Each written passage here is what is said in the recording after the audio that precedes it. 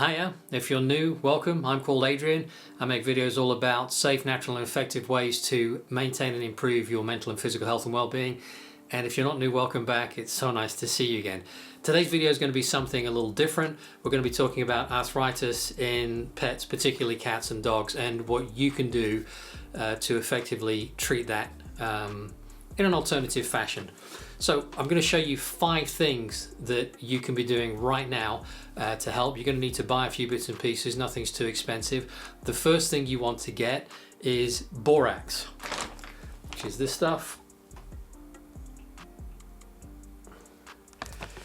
Now, Borax is a form of boron, and boron is just the most amazing stuff for arthritis. It just clears it up.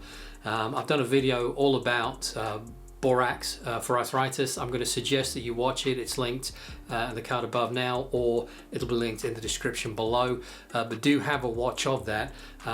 It's amazing stuff. So you can buy that online. It's not expensive, but you're not going to get that neat to the pet. What you're going to do is you need to make up a solution, and that's what we're going to use. So you take 1 level teaspoon of the Borax, add it to a liter of filtered or distilled water, mix it up, and then store it in some kind of glass bottle. And this is what we're going to use. Now, I take a teaspoon of this every day, and it's been a game changer for me. And you might want to have a look at it for yourself actually once you've watched the other video.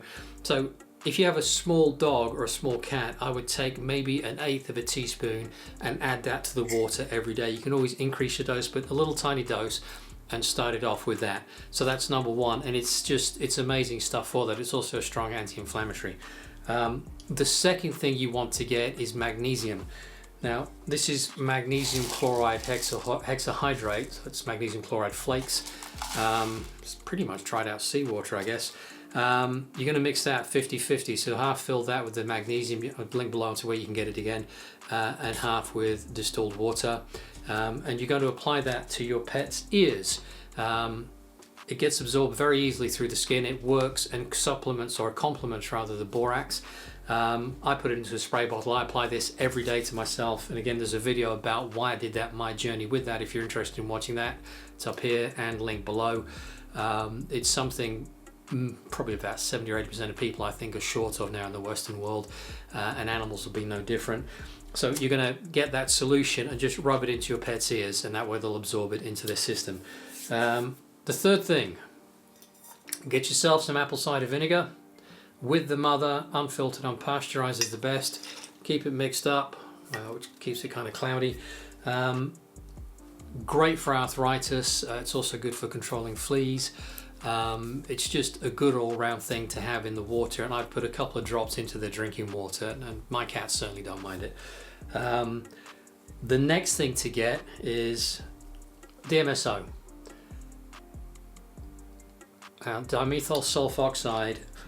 It's probably one of the best kept secrets for pain relief, for arthritis, as an antifungal, and anti a whole bunch of other things. And again, I've done a video all about that, which is linked up here, and you can see in the links below. I really like this stuff. Now, this stuff, again, you don't use neat. You need to mix it. Now, you probably can't see it in there. Maybe you can actually, but it's actually frozen. It goes solid between, I think, 16 or 18 degrees C.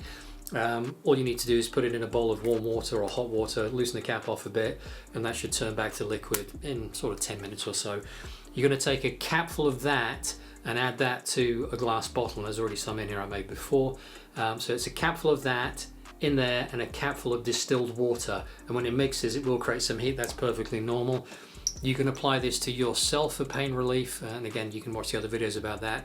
For your pets, it's very important this, because it's so readily to be absorbed through the skin, it'll carry things with it. So make sure your hands are clean, and make sure that wherever you're going to apply it to your pet's fur, you separate the fur, just make sure that's wiped clean as well, and just rub it in with your fingertips. There's a really interesting story I read about a 6 or 7-year-old girl that had rheumatoid arthritis. She was pretty much couldn't move with it, in so much pain. They applied this to her and she was able to move and then walk, and she was crying, and they asked her why, and she said because it doesn't hurt anymore. This stuff, it's just the business when it comes to pain relief. So you're going to apply that to your pet's skin. I would suggest wherever they've got the pain, although it is systemic, so it goes throughout their entire system. So around their hips, elbows, wrists, and around the toes and that kind of thing. And then the fifth one is turmeric. And again, I've just done a video on turmeric, which you can watch, which is linked up here and in the description below. Turmeric's an amazing anti-inflammatory, antifungal, antibacterial, pain reliever, and a whole bunch of other anti things again. So do watch the video if you want to learn more about that. Mix that in with the pet's food. I'm not sure your cats will go for that. I'm pretty certain the dogs will, because my experience when I've had dogs is they'll eat pretty much anything that tastes even reasonable. They have a way of picking out the subtle delicacy of flavor in dog food, which is amazing. So you may want to try that one in the food. Again, it's something that you'd probably want to take yourself because it's so good. So that's 5 things there that will help with the arthritis in your pet. The borax is the one that's probably the most targeted at that. The other ones support and enhance the effect of that, and also for their anti-inflammatories and for pain relief. So, yep, I think that's everything. So in the comments below, let me know if you're going to try it, or if you've tried it and what results you've got. If you liked the video, give me the thumbs up. If you didn't like it, give me the thumbs down. If you want to leave any other comments, I'll get back to you. And if you haven't already subscribed, click on the subscribe button and click on the bell icon so that you can be kept updated. And yeah, that's been interesting. Thank you very much, and I will see you in the next video. See ya!